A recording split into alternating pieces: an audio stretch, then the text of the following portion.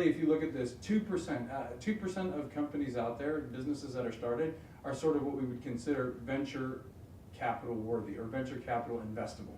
And just 2% out of all companies out there. So if you take almost every startup that you look out in the world or any company that's starting up, it's usually not something that that a venture capital fund would consider the investment.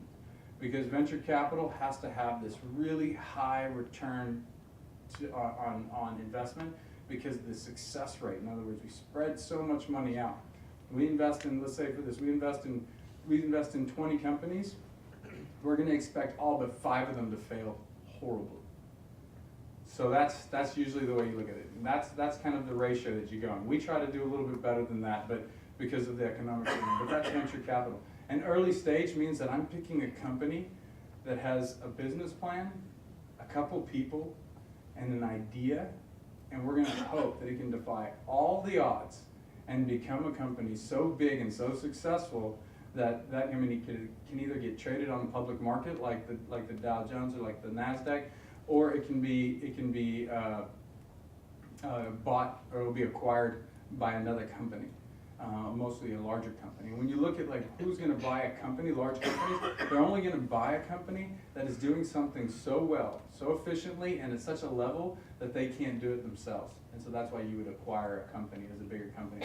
So if you're looking at it just an idea on paper, you realize that there's a huge gap between where they are today and where they need to go. And so the failure rate within that gap is going to be pretty extraordinary. So what we do for Invest Development, what I started doing with Greg Gus and what we do now with Invest Development is really take these ideas and we'll sort through. Last year we looked at 350 companies and we invested in 2.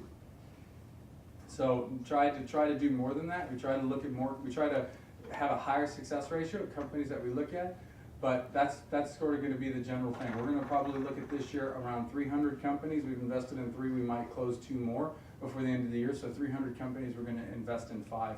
The ratio is not going to get much better than that.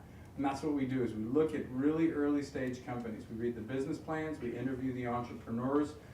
We look at the technology. A lot of times we hire consultants to come in to help us sort of define what the technology is, the innovation is, and we assess that. And that's traditional venture capital. That's how it works. There's really nothing different about our model from that point than any other company that you're going to find, than any other venture capital firm that you're going to find, especially at the early stage. That's pretty common.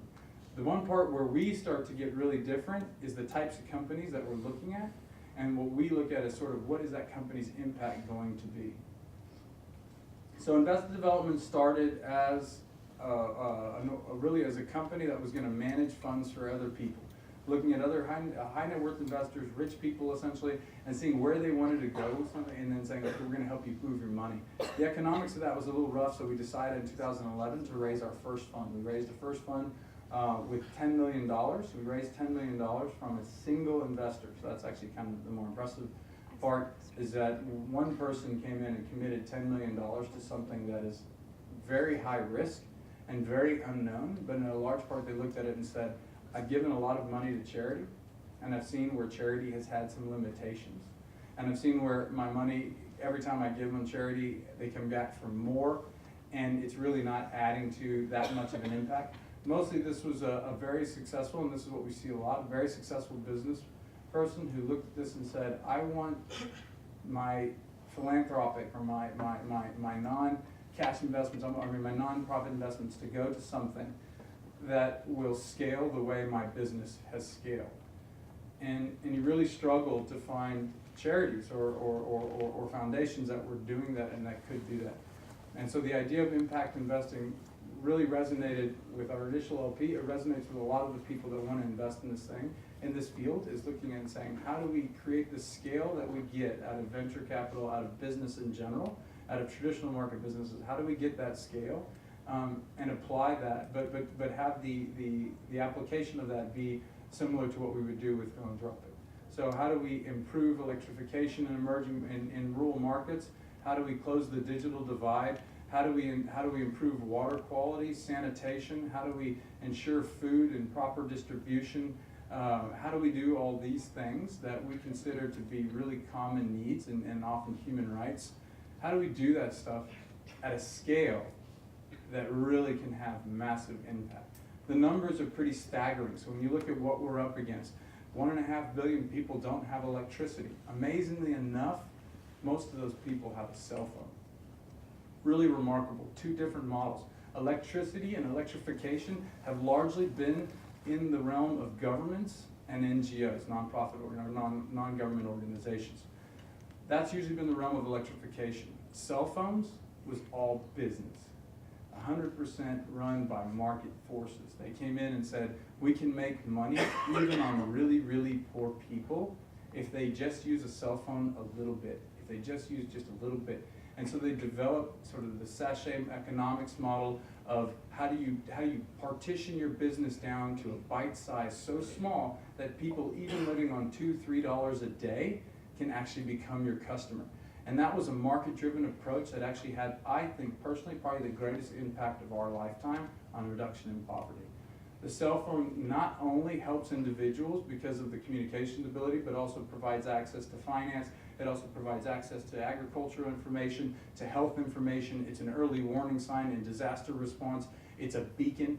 There's a million things that that cell phone does, and we can actually prove that for every cell phone out there, there's an increase in GDP. And there's econometric models that show it out. And actually you can look at this and you can parallel the cell phone penetration rates at a GDP level in a country and the increase in GDP. You can actually read our blog too if you ever get bored.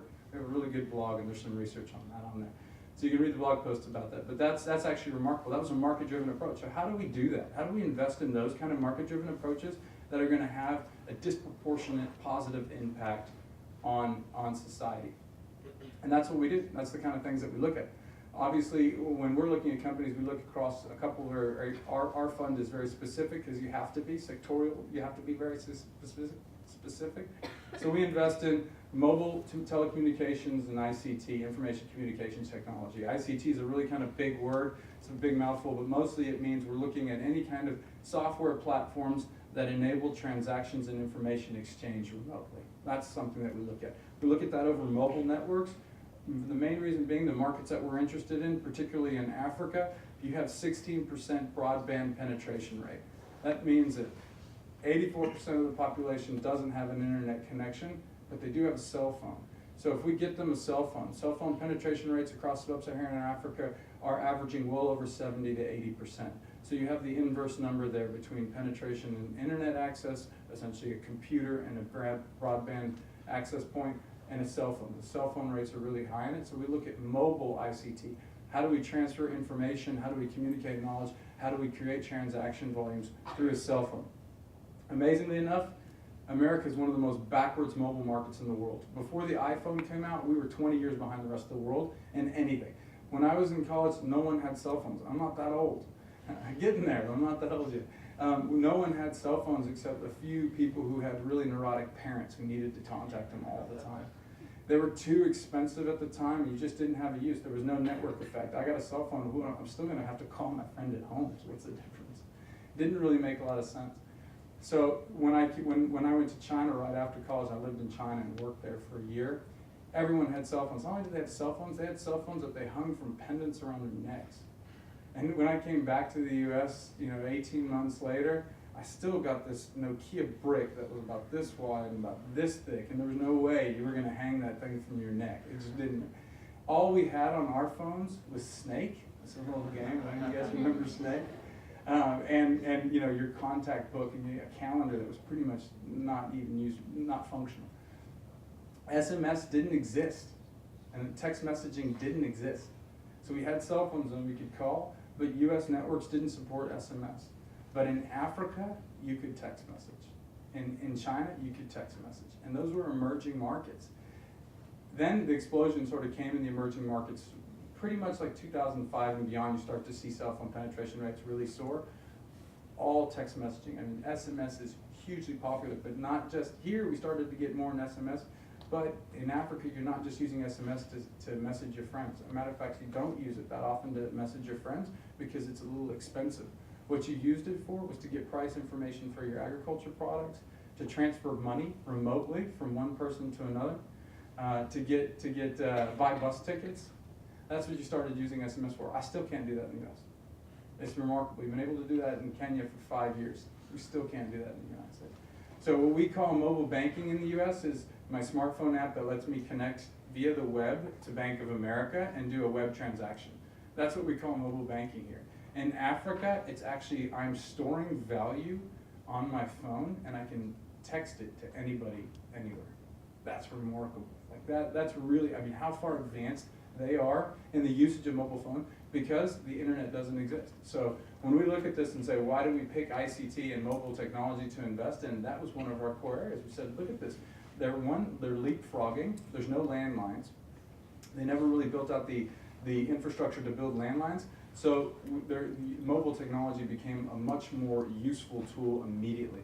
Broadband penetration and internet penetration, computer ownership are very low. So now everything gets concentrated into one device. So if you want to reach a lot of people with any kind of product or service, you want to do it on a mobile phone, period. And that's where the opportunity is for us when we look at this from a scale perspective, an opportunity to make money, but also an opportunity to make sure that the companies we're looking at can serve people who need to be served, who are underserved otherwise. If we looked at people that just had a computer access or then we're only dealing with the very elite. And so that's where the mobile ICT is kind of part of our play. The other sector that we look at and we invest in is energy. And in energy, we're very specific that we invest in decentralized energy. So one of the things about this is our theory around how modern economic systems are evolving. So the 20th century was largely about the Industrial Revolution, which was returns on scale. The bigger the factory you could build, the heavier you could concentrate resources, the lower your cost or the greater your margin on selling those goods was. Right? Everyone kind of get that? I'm not making that part up. We think that going into the next century, the opposite's going to happen. Mass customization by demand, mass manufacturing, micro manufacturing, decentralized production. You start to spread that out. One of the main reasons is that the cost of production has gone down on almost anything that you want to consider. Everything has been scaled down. Even, we get in arguments sometimes about things like Boeing and Toyota, whether or not you'll start to see them decentralize. And I would argue that you already have. Toyota has multiple plants spread out throughout the southern United States alone. That wasn't something that you would have seen 25, 30 years ago. As a matter of fact, we didn't see it. You shipped all those cars from a central location in Asia. So that's a big difference. We're already starting to see that decentralization. It's slower in heavy industry. It's faster in things that we look at. When you look at consumer goods, when you look at electronic devices, when we look at all that, you're starting to see already mass decentralization. 3D printing is an exciting technology that's going to probably revolutionize that. It's still a ways out, but it's still an area that we're very interested in. Assembly is actually, rapid assembly is actually something really good.